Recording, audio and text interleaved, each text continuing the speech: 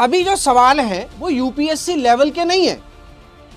ये मत सोचना कि ऐसे सवाल आते हैं, इतने सिंपल। देखो, अभी मैं तुम्हारी जड़ें मजबूत कर रहा हूं, तो होलसेलर के पास जाके कहते हो भैया आपके पास किताबें जो है किस रेट से किस रेट है। 10 मिले ना टोटल, 8 और 2 10 लेकर आया भाई। 8 खरीदने गया था, डिस्काउंट मिल गया तो 10 खरीद लाया।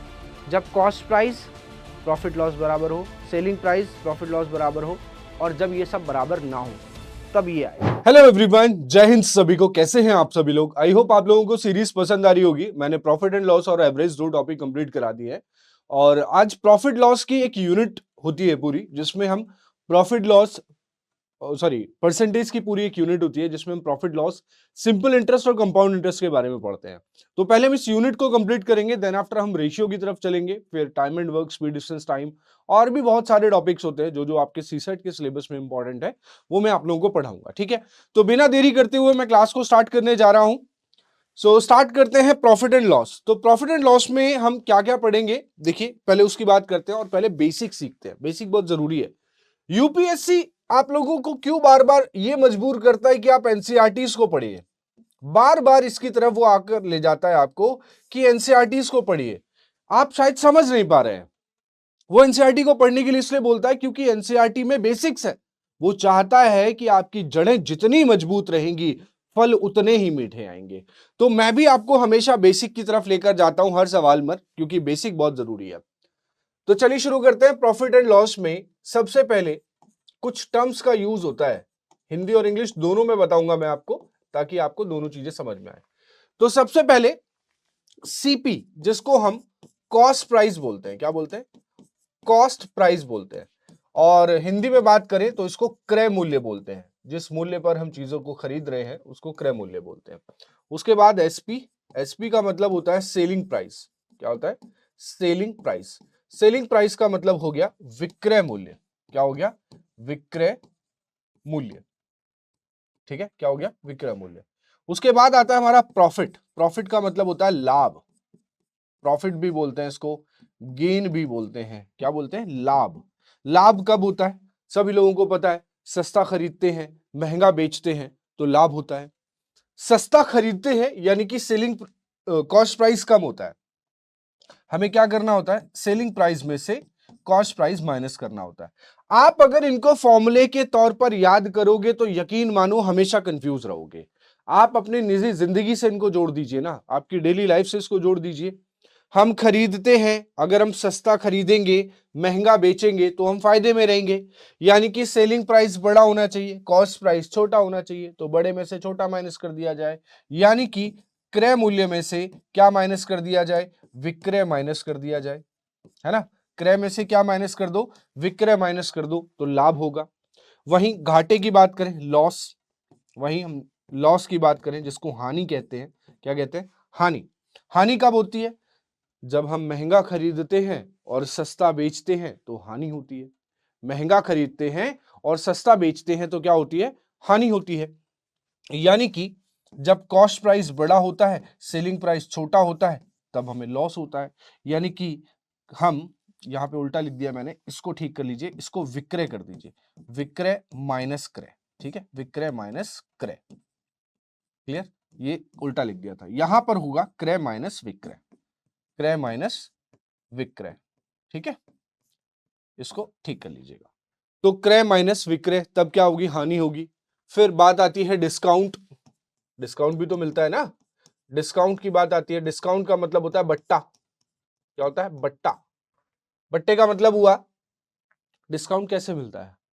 आप मॉल में जाते हो, शॉपिंग करते हो, दुकान पे जाते हो, शॉपिंग करते हो, चीजें खरीदते हो, सब खरीदते हैं भाई। इस दुनिया में कोई ऐसा व्यक्ति नहीं है जो चीजें नहीं खरीदता है। जिसके पास पैसा है चीजें खरीदता है, चाहे वो खाने की हो, पहनने की हो, किसी की भी चीज की हो, चाहे वो शौक की हो। आप जाते हो तो उस पे एक टैग लगा होता है। क्या लगा होता है? टैग, जिसको हम मार्क्ड प्राइस कहते हैं। मैं यहाँ पे लिख देता हूं उसके बारे में भी, जिसको हम एमपी कहते हैं, या कई बार उस पे एमआरपी भी लिखा होता है। एमपी कहते हैं या एमआरपी भी कहते हैं, जिसका मतलब होता है अंकित मूल्य, यानी कि मार्क्ड प्राइस। मार्क्ड प्राइस यानी कि अंकित मूल्य। क्या होता है? अंकित मूल्य। ठीक, क्या बोलते हैं? अंकित मूल्य बोलते हैं हम इसको। ठीक है, एमपी कह सकते हैं, एमआरपी कहते हैं, अंकित मूल्य होता है।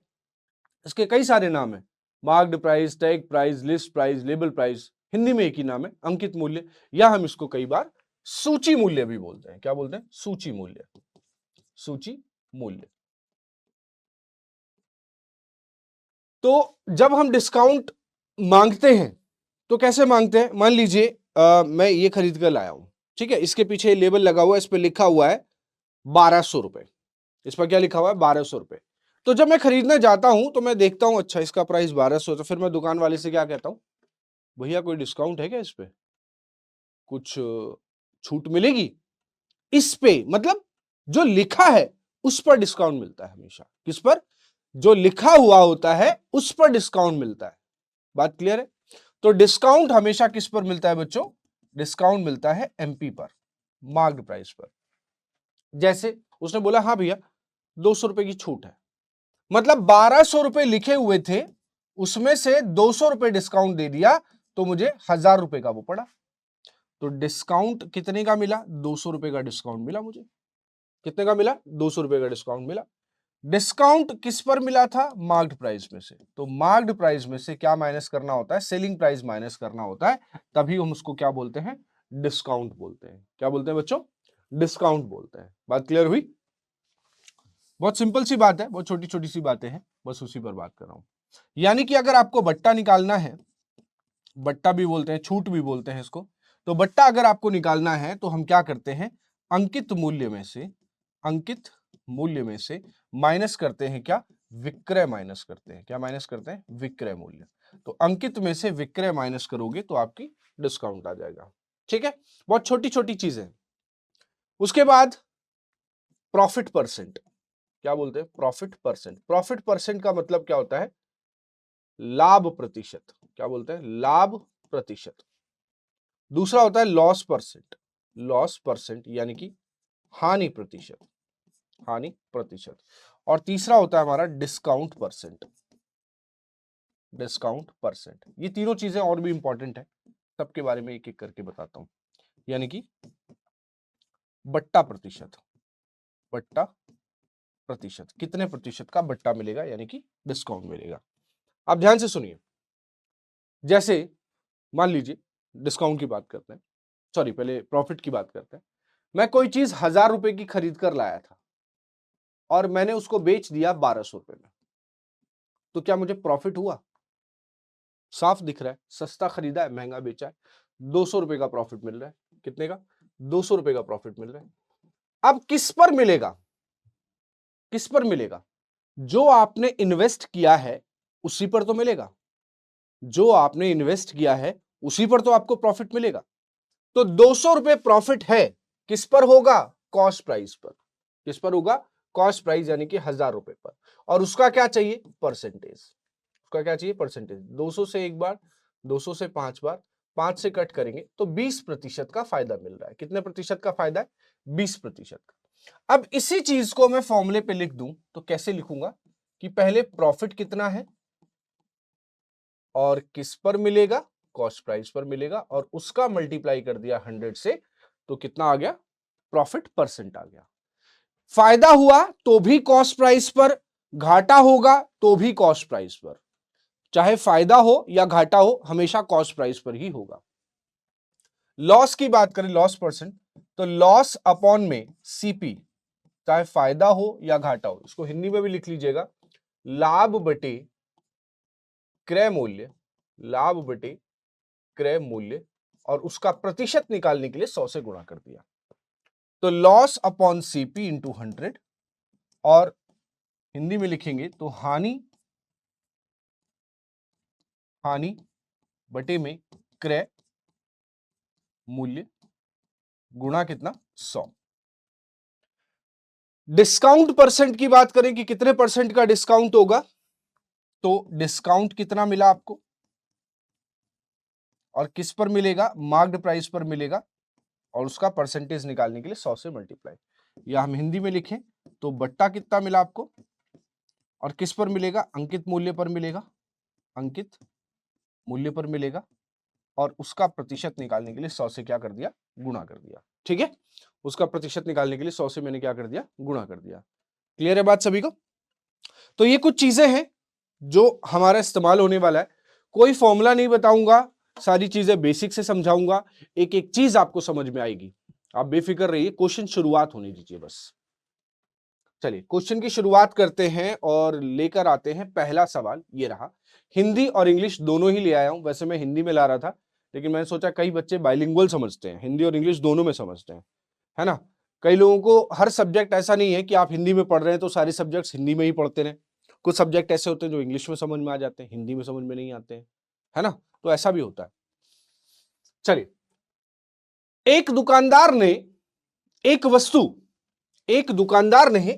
वस्तु 25% के लाभ पर 2,000 रुपए में बेची, यानी कि सेलिंग प्राइस ही रहा, 2,000 रुपए में बेची। तो दुकानदार का क्रय मूल्य ज्ञात कीजिए। सबसे पहले आप इसका बेसिक समझिए, कोई फॉर्मूला नहीं लगाएंगे, पहली चीज ये ध्यान रखना, कोई फॉर्मूला नहीं लगाऊंगा मैं। पहले मैं आपको बेसिक सिखाऊंगा, फिर शॉर्टकट बताऊंगा, ठीक है। पहले बेसिक समझो। कोई वस्तु 25% के लाभ पर जा रही है, तब 2,000 रुपए का फायदा है। लाभ का मतलब क्या हुआ? जितने का मैं खरीद कर लाया हूं उतना तो मैं लूंगा, उसके ऊपर जितना मिलेगा तब मुझे लाभ होगा। कॉमन सेंस, कोई मैथ्स नहीं है, ये सिर्फ कॉमन सेंस है। जितना मैंने लगाया है, मैं भाई 1,000 रुपए का इसको खरीद के लाया हूं, फायदे में बेचना चाहता हूं, तो जितने का मैं लाया हूं उतना तो मैं लूंगा, उसके बाद जो दे जाओ अपनी श्रद्धा से वो मेरा प्रॉफिट है। तो मैंने मान लिया कि मैंने X रुपए का खरीदा, अब दे दो इसमें और, वो कहता है कितना लिया उसने? 25% लाभ, यानी कि जितना मेरा लगा था उतना तो मैं लूंगा, प्लस उसका 25% और लूंगा। किसका? कॉस्ट प्राइस का। भाई ये क्रय मूल्य है मेरा, इतना मेरा था, इतना तुमने फायदा दिया, और वो चीज कितने की बिक गई? 2,000 रुपए की बिक गई। 25 से एक बार, 25 से 4 बार, तो यहां जाएगा x plus x into 1x बटे में 4 बराबर कितना हो गया? 2,000। इसको इधर ले जाओ भाई, एलसीएम ले लो, तो कितना हो जाएगा? 5x बटे 4 बराबर 2,000। x का मान चाहिए, क्रय मूल्य चाहिए, तो 4 का गुणा कर दो, तो 2,000 इंटू 4 बटे में कितना? 5। 5 से एक बार, 5 से 400 बार, और 400 का 4 में गुणा किया तो कितने की वस्तु आ गई? 1,600 रुपए की वस्तु आ गई। कितने की वस्तु थी वो? 1,600 रुपए की वस्तु थी, यानी कि मेरा आंसर ए ऑप्शन। मेरा आंसर क्या हो गया? A option. ये आपने सीखा बेसिक।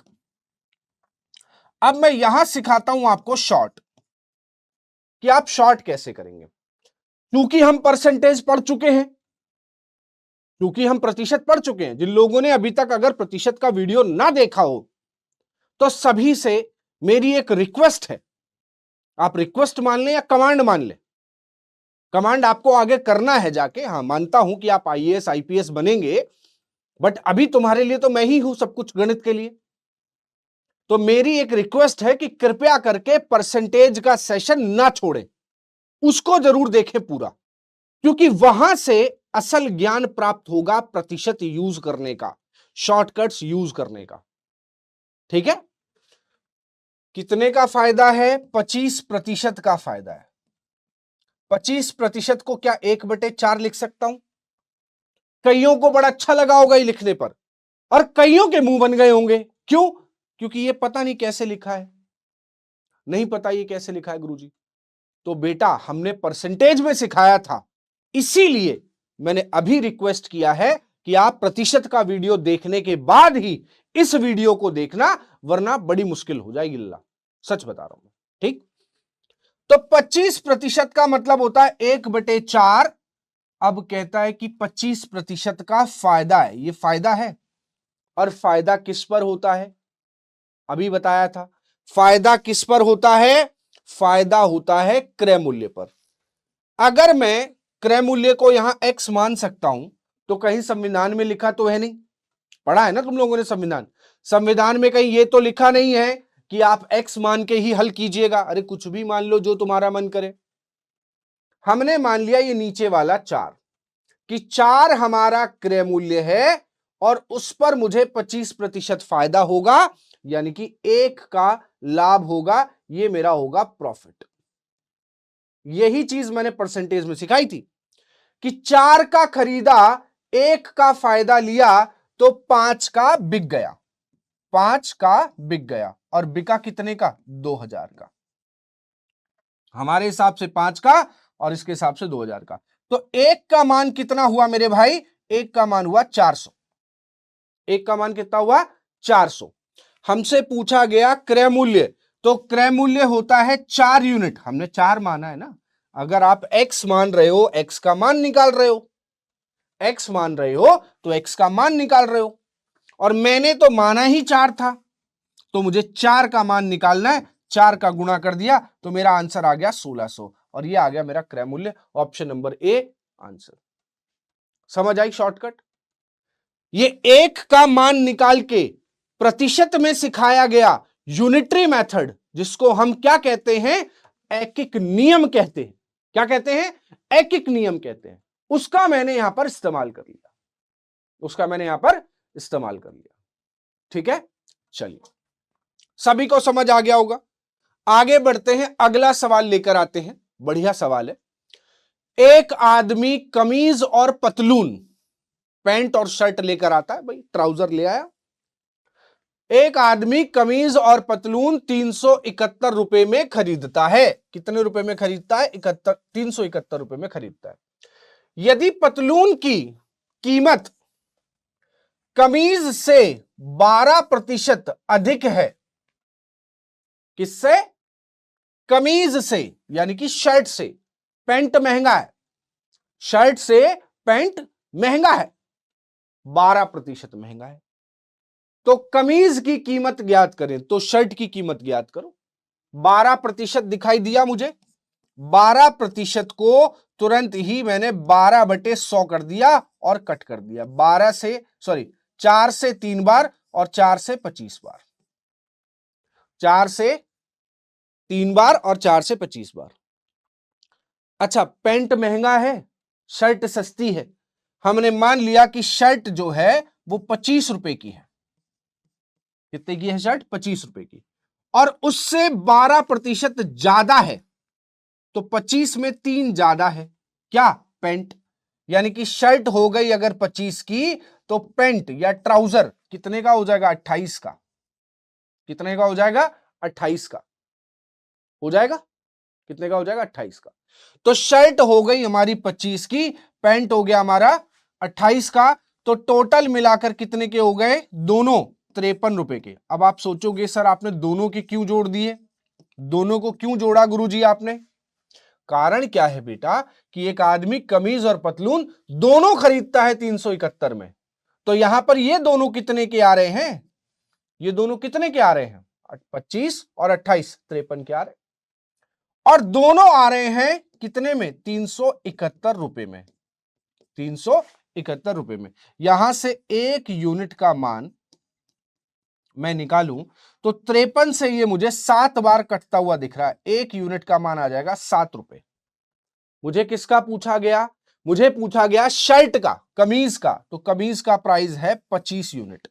1 का मान 7, तो 25 का मान कितना हो जाएगा? 25 × 7, यानी कि 175 रुपए की क्या खरीद के लाया था? शर्ट खरीद के लाया था। आंसर क्या बना? सी ऑप्शन बन गया। ठीक, ऐसे कर लो। या कई लोग ऐसे सोचे कि हम तो गुरुजी 100 करके मानते हैं, तो कमीज का मान लो 100 रुपए,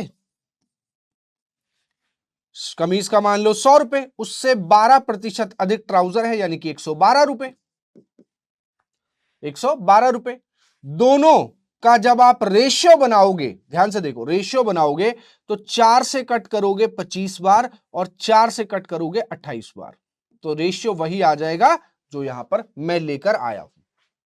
ठीक है, रेशियो वही आ जाएगा जो मैं यहां पर लेकर आया हूं। बात क्लियर हुई?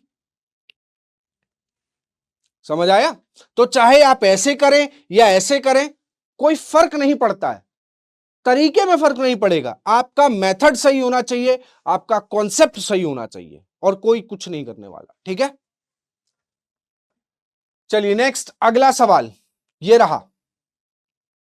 एक घड़ी को 560 रुपए में बेचने पर एक दुकानदार को 20% की हानि होती है। तो घड़ी का क्रय मूल्य ज्ञात करें।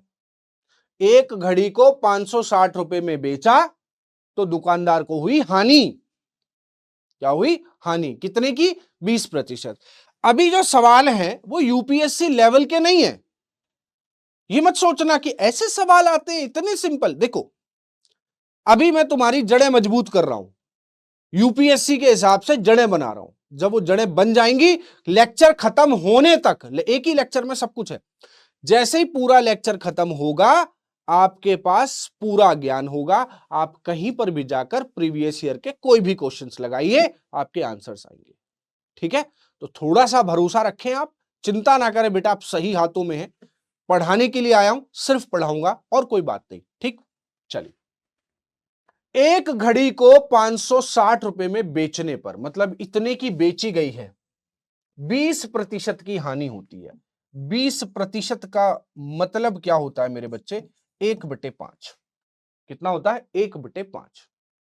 यानी कि वो 5 की अगर मैं मान लूं खरीदी गई, क्योंकि हानि भी कॉस्ट प्राइस पर होती है, तो उस पर 20% की हानि हुई, यानी कि 1 की हानि हो रही है, ये है लॉस। तो 5 की चीज एक घाटे में जब बिकेगी तो कितने की बिकेगी? 4 की। कितने की बिकेगी? 4 यूनिट की। और बिक कितने की रही है? 560 की। एक यूनिट का मान कितना हो जाएगा? 14 चौक 56 होता है ना, तो 140। 14 चौक 56 होता है तो 140। हमें पूछा गया क्रय मूल्य, तो क्रय मूल्य बेटा है 5 यूनिट। तो हम क्या करेंगे? 5 से गुणा कर देंगे। 14 पंजे 70 और 0 700। वो वस्तु जो है वो 700 रुपए की थी, वो घड़ी जो है वो 700 रुपए की थी, जिसको 560 में बेच दिया, इसीलिए क्या हो गई? हानि हो गई। ठीक है भाई, 700 की थी, आपने 560 में बेच दी तो आपको हानि हो जाएगी। चलिए नेक्स्ट अगला सवाल ये रहा। पढ़ेंगे सवाल को, बहुत आराम से पढ़ो, जल्दबाजी में नहीं। बुके को 690 रुपए में बेचकर एक फूल वाले को, अच्छा इसको हम एक तरीके से और भी सिखा सकते हैं, आपको सिखाएं? एक तरीका और सिखाएं, इससे भी शॉर्ट कर दें? इससे भी शॉर्ट कर दें क्या? चलो कर देते हैं, तो आपको मजा आएगा सीख के। हर वस्तु का जो क्रय मूल्य होता है वो अपने आप में 100% होता है। हर वस्तु का क्रय मूल्य जो होता है वो अपने आप में 100% होता है। अब 100% में जब फायदा होगा, अगर फायदा होता है तो हम क्या करते हैं? जोड़ देते हैं। हम क्या करते हैं? जोड़ देते हैं। और घाटा होता है तो हम घटा देते हैं। फायदा होता है तो हम जोड़ देते हैं, और घाटा होता है तो हम घटा देते हैं। किस में से? 100 में से। जैसे यहां कह रहा है कि 20% की हानि हुई। क्या हुई? 20% की हानि। तो 100 की चीज थी, 20 की हानि हुई, तो कितने की बिकेगी? 80 की बिकेगी। 80 यूनिट की। 80 का मान 560, 0 से 0 कटा, 8 सत्ते 56, तो 1 यूनिट का मान आ गया हमारे पास 7। आपको क्रय मूल्य चाहिए? आपको क्या चाहिए? क्रय मूल्य। क्या चाहिए? क्रय मूल्य। तो हमने क्रय मूल्य 100 माना था, 100 में घाटा हुआ तो 80 का बिक रहा था। क्रय मूल्य हमारा 100 यूनिट है, तो 100 का बस गुणा कर दूं, यानी कि 700 आंसर हो गया। लो, ऐसा ही एक सवाल हमने पीछे निकाला था। कहां? ये रहा। आप इसको और शॉर्ट कर सकते हो। मेथड बहुत है, ये फर्स्ट मेथड हो गया, एक और मेथड बहुत है, बेसिक सी चीजें यार, सोचने का तरीका ही तो है।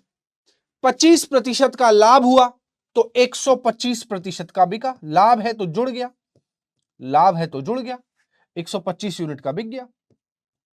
125 यूनिट की वैल्यू 2000, एक यूनिट की वैल्यू 2000 बटे 125। कितने बार कटेगा? 16 बार कटेगा भाई। 125 का 16 में गुणा कर दो, 2000 हो जाएगा। एक यूनिट का मान 16 आ गया। कहता है क्रय मूल्य, तो क्रय मूल्य 100 यूनिट होता है, तो 1600 हो गया। लो आंसर, सॉरी ये रहा। भाई 1 यूनिट का मान 16, तो 100 यूनिट होता है तो 2 जीरो और बढ़ा दिए, हो गया मेरा आंसर 1600। तो पहला शॉर्ट ये रहा, दूसरा ये रहा, बेसिक ये रहा। ठीक है, चलिए ये भी हो गया, ये भी हमने कर लिया। अब हम आते हैं इस वाले सवाल पर। ठीक है, तो बुके को 690 रुपए में बेचकर एक फूल वाले को 15% का लाभ होता है। 15% का लाभ मतलब 115 यूनिट का बेच दिया, 115 यूनिट का बेच रहा है, और बेच कितने का रहा है? 690।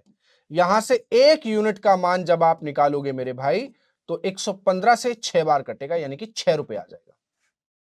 तो कहता है लागत मूल्य पर 25% का लाभ प्राप्त करने के लिए उस बुके को किस में बेचना चाहिए, कितने मूल्य पर बेचना चाहिए? 25% का लाभ चाहिए, यानी कि 125 का बेचना चाहिए। तो 1 का मान 6 है, 125 का मान कितना होगा? 125 का मान होगा 6 इंटू 125, यानी कि हो गया 750। कितने का बेचना चाहिए? 750 रुपए का बेचना चाहिए, तो आपको 25% का लाभ होगा, यानी कि बी ऑप्शन हमारा यहां पर सही उत्तर बनेगा इस सवाल के लिए। बेसिक सवाल है, अभी बिल्कुल बच्चों वाले, अभी बिल्कुल बच्चों वाले सवाल हैं। अभी इनका लेवल हम बढ़ा देंगे, अब चिंता ना करो, अच्छा खासा लेवल करेंगे जो बिल्कुल सीडीएस सिविल सर्विसेज को मैच करेगा प्रॉपर। ठीक है, चलिए अगले सवाल पर फिर आगे बढ़ते हैं। ये रहा हमारा अगला सवाल। अ शॉपकीपर बॉट, एक दुकानदार 6 रुपए प्रति दर्जन में 420 चॉकलेट खरीदता है। 6 रुपए प्रति दर्जन, 6 रुपए में 12 मिलती है। 6 रुपए में कितनी मिलती है? 12 मिलती है। ठीक, और वह प्रत्येक को 75 पैसे में बेचता है, तो उसका लाभ प्रतिशत ज्ञात करिए। तो पहले हम ये पता कर लें कितने का खरीदा गया, क्रय मूल्य ज्ञात कर लें क्या, कॉस्ट प्राइस। 6 रुपए में उसको 12 मिल रही हैं, 12 चॉकलेट, चॉकलेट ही है ना भैया, हाँ चॉकलेट। 6 रुपए में 12 चॉकलेट मिल रही है, तो एक चॉकलेट कितने की हुई उसकी? एक चॉकलेट कितने की हुई उसकी, बताओ? 50 पैसे की होगी। कितने की होगी? 50 पैसे की होगी। एक चॉकलेट 50 पैसे की होगी भाई, 12 से भाग कर दिया ना, तो 6/12, 1/2, 1/2 का मतलब हो गया 50 पैसे। आपको 6 रुपए दिए जाए, आप 12 चॉकलेट खरीद लाओ, कितने की पड़ेगी? 50 पैसे की एक चॉकलेट होगी। और 50 पैसे की वह चॉकलेट उसने 75 पैसे की बेच दी, तो फायदा तो हो रहा है। कितने पैसे का फायदा हो रहा है? 25 पैसे का फायदा हो रहा है। कितने का? 25 पैसे का फायदा हो रहा है। कितने पर? उसके क्रय मूल्य पर। तो 50 पैसे उसका क्रय मूल्य है, और उसका क्या चाहिए था? प्रतिशत। उसका क्या चाहिए? प्रतिशत ना।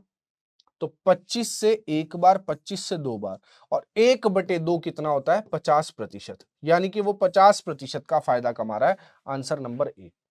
बहुत सारे लोग सोच रहे होंगे सर ये 480 का यूज नहीं है, आप कर लो यूज, आंसर यही आएगा। बेकार में कैलकुलेशन बढ़ाने का क्या मतलब है? हमें यहां दिख रहा है कि प्रत्येक चॉकलेट इतने की बिक्री है, तो हम प्रत्येक चॉकलेट का कॉस्ट निकाल लिया, प्रत्येक चॉकलेट का कॉस्ट निकाल लिया, है ना? क्या कर लिया? प्रत्येक चॉकलेट का कॉस्ट निकाल लिया हमने। डन है? चलिए नेक्स्ट आगे बढ़ते हैं अगले सवाल की तरफ। अरे एक आगे ज्यादा चला गया, ये रहा, है ना? इसके बाद हाँ ये रहा। यदि सोहम 2 बकरियों को एक ही कीमत पर बेचते समय, एक ही कीमत पर बेच रहा है, एक बकरी पर 10% का लाभ कमाता है, दूसरी पर 10% की हानि उठाता है, तो क्या होगा? इस सवाल को करने से पहले आपने सवाल पढ़ लिया, 2 बकरियां same cost per same selling price पर जा रही है। अगर एक 1000 रुपए की बिक रही है, तो दूसरी भी 1000 की ही बिक रही है, बिक रही है। ध्यान रखना, गड़बड़ होती है, कॉन्सेप्ट नहीं पता होता है, इसलिए गड़बड़ होती है। मैं कॉन्सेप्ट भी सिखाऊंगा, तब आपको शॉर्टकट की तरफ लेकर जाऊंगा। ठीक, देखो 3 तरीके का ऐसा सवाल बनता है, 3 तरीके। पहला कि दोनों वस्तुएं, चाहे वो बकरियां हो, चाहे वो घड़ी हो, चाहे कुछ भी हो, दोनों समान मूल्य पर खरीदी गई, दोनों समान मूल्य पर खरीदी जाए, और एक पर जितना लाभ हो उतना ही दूसरे पर हानि हो। एक पर जितना लाभ हो उतना ही दूसरे पर हानि हो। तो ऐसी कंडीशन में जो आंसर होता है ऑलवेज, हमेशा, ऑलवेज, हमेशा नो प्रॉफिट नो लॉस, ना कभी फायदा होता है ना घाटा होता है।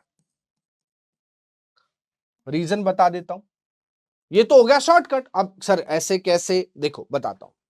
ये पहली वस्तु, ये दूसरी वस्तु, ये उसका क्रय मूल्य और ये उसका विक्रय मूल्य, ठीक है।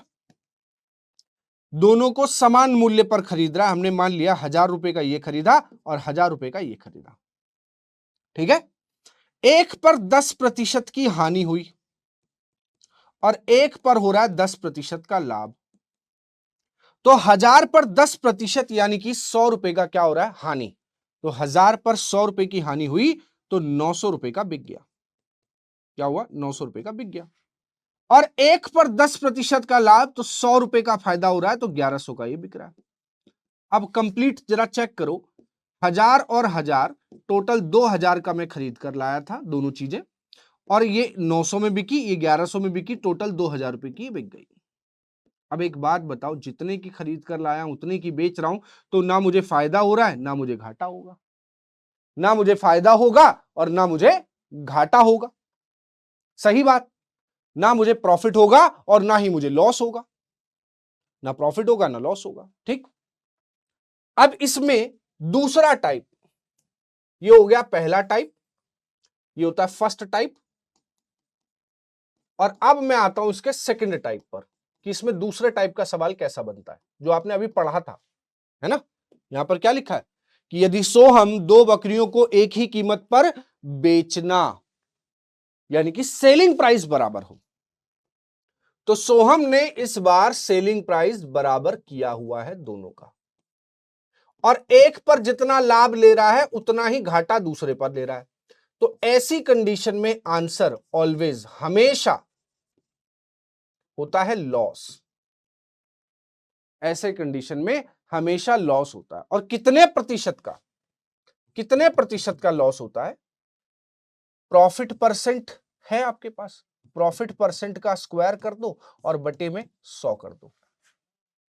प्रॉफिट परसेंट का स्क्वायर कर दो, बटे में 100 कर दो। जैसे ये सवाल है, यहां 10% का लाभ था, तो दूसरी पर 10% की हानि थी। तो आप क्या करो, ये दोनों बराबर हैं, तो 10 का कर दो स्क्वायर, 10 का कर दो स्क्वायर और बटे में कर दो 100। 10 का स्क्वायर भी 100 होता है और नीचे भी 100 है, यानी कि यहां से आ गया 1% का क्या, लॉस, हानि हो गई। यानी कि उत्तर हमारा बन गया सी ऑप्शन। कारण, लॉजिक, बेसिक क्या है अभी सिखाऊंगा, चिंता मत करो, टेंशन मत लो बिल्कुल भी, अभी सिखाऊंगा। अभी जस्ट थोड़ा सा समय दो आप मुझे, चिंता ना करो आप, ठीक है। यहां पर ये समझ गए। तीसरा टाइप, तीसरा टाइप भी होता है भैया इसमें, ऐसा नहीं है कि नहीं होता। तीसरा टाइप क्या होता है कि जब ना तो सेलिंग प्राइस बराबर हो, ना कॉस्ट प्राइस बराबर हो, और ना ही प्रॉफिट परसेंट और लॉस परसेंट बराबर हो, ना ही प्रॉफिट परसेंट और लॉस परसेंट बराबर।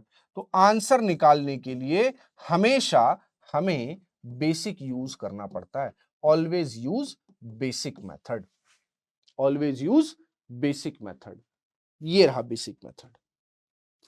अब इस बेसिक को यहां लगा के दिखाता हूं कि आखिर ऐसा क्यों हो रहा है, ठीक है। अब मैं आपको बेसिक सिखाता हूं, शॉर्टकट तो सिखा दिया, बेसिक सीखना आपका पूरा अधिकार है, तो सिखाना पड़ेगा। दो बकरियां हैं, पहली बकरी ये रही और दूसरी बकरी ये रही।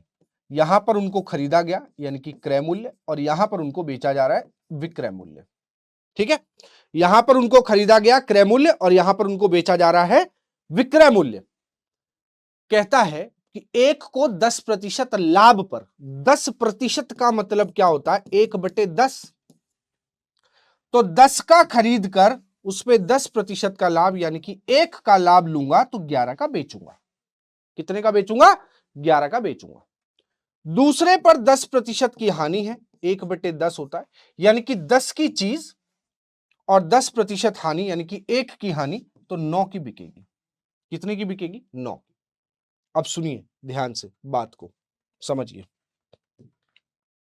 उसने एक बात और बोली थी, क्या? सेलिंग प्राइस दोनों का बराबर है, एसपी दोनों में बराबर है। सेलिंग प्राइस दोनों में कैसा है? बराबर है।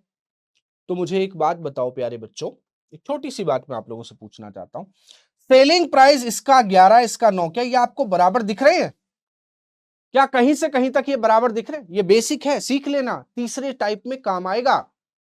क्या इन दोनों के सेलिंग प्राइस बराबर है? नहीं है। और जब नहीं है तो तुम्हें करने पड़ेंगे, तभी तो तुम सवाल के हिसाब से चलोगे। उसने बोला ये और ये बराबर होने चाहिए। हम करते हैं बराबर, कैसे?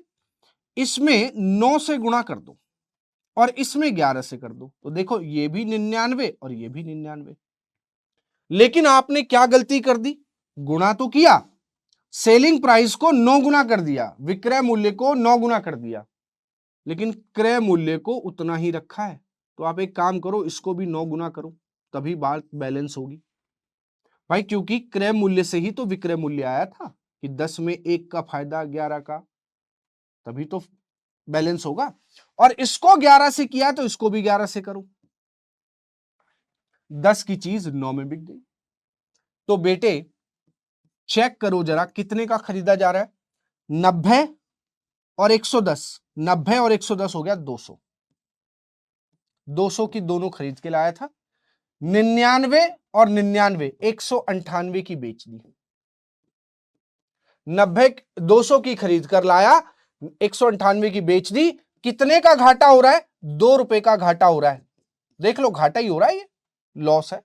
200 का खरीदो, 198 का बेचो, घाटा किस पर? क्रय मूल्य पर। और उसका क्या चाहिए? प्रतिशत। तो 200 से 200 कटा, कितना आया? 1, और वो भी किस में? प्रतिशत में। और क्या बोला जाएगा उसको? लॉस। तो 1% का क्या हो रहा है? लॉस हो रहा है। सी ऑप्शन हमारा करेक्ट आंसर है। नेक्स्ट क्वेश्चन ये रहा, बढ़िया सवाल है। एक व्यक्ति एक भूखंड को 8% लाभ पर बेचता है। यदि उसने इसे 15% लाभ पर बेचा होता तो उसे 630 रुपए अधिक प्राप्त होते। भैया जितना ज्यादा लाभ प्राप्त करोगे उतने ही ज्यादा पैसे मिलेंगे। ट्राई करो फटाफट, बहुत सिंपल सा सवाल है, बहुत ही बेसिक सा सवाल है। कितने का? 8% लाभ पर बेचता है। अगर मान लो 15% लाभ पर बेचता तो कितना ज्यादा लाभ लेता? कितना ज्यादा लाभ लेता बताओ भाई? तो वो लाभ लेता 630 रुपए अधिक। तो भूमि का विक्रय मूल्य ज्ञात करना है, विक्रय मूल्य, समझे? क्या ज्ञात करना है? विक्रय मूल्य ज्ञात करना है। 8% के लाभ पर बेचता है। सवाल को पढ़ने का तरीका, हमेशा बच्चा गलती करता है कि एक व्यक्ति एक भूखंड को 8% लाभ पर बेचता है। ये बेच दिया, उस पर अब उसके बाद कोई डिस्कशन वाली बात नहीं है, बिक गई, जाओ अपने घर, बिक गई। अब बिक गई, उसके बाद बैठ के सोचता है कि काश मैंने 15% का, काश, अब कहने को तो काश कि मैं भी प्रधानमंत्री होता, काश। इमेजनरी है ना, वास्तविकता नहीं है, ये काल्पनिक है, ये इमेजनरी है कि काश कि मैं भी 15% का, सॉरी, काश कि मैं भी प्रधानमंत्री होता। ऐसे ही वो बेचारा बैठ के सोचता है कि यदि ऐसा होता। भैया हुआ नहीं है ऐसा, यदि ऐसा होता क्या होता? कि 15% पे बेचता। तो 15% पे बेचता, 8 के बजाय कितना ज्यादा लेता? 7% ज्यादा मांग रहा है ना? कितना ज्यादा मांग रहा है? 7%। कितना ज्यादा मांग रहा है? 7%। कि काश 15 में बेचता, यानी कि 7% और लेता तो मुझे 630 मिलते। तो इस 7% की वजह से ही तो 630 और मिलते ना। तो 1% का मान कितना हो गया? 7 निम 63, 900 हो गया, सॉरी 90 हो गया। 1% का मान कितना हो गया? 90।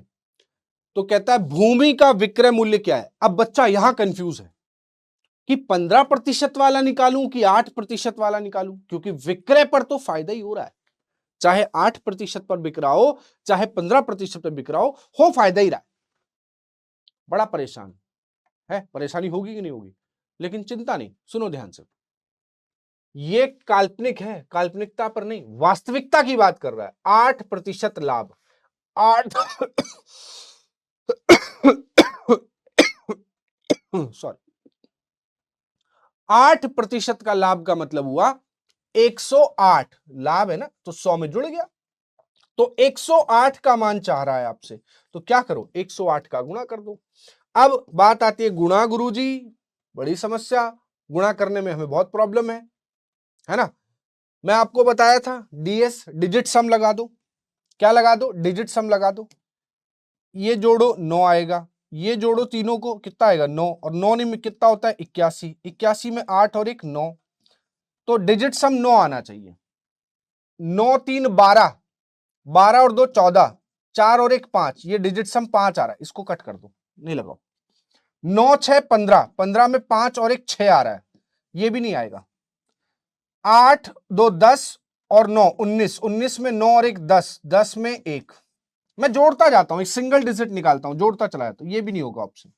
इसमें चेक करो 9 7 16 और 2 18, 18 में 8 और 1 9, देखो डिजिट सम 9 आ गया, यहां भी, ऑप्शन डी होगा। अब चाहे आप मल्टीप्लाई करके टाइम खराब करो या डिजिट सम लगा के आंसर निकाल लो, है ना। कैलकुलेशन से बचना है ना, तो क्यों गुणा करना है यार।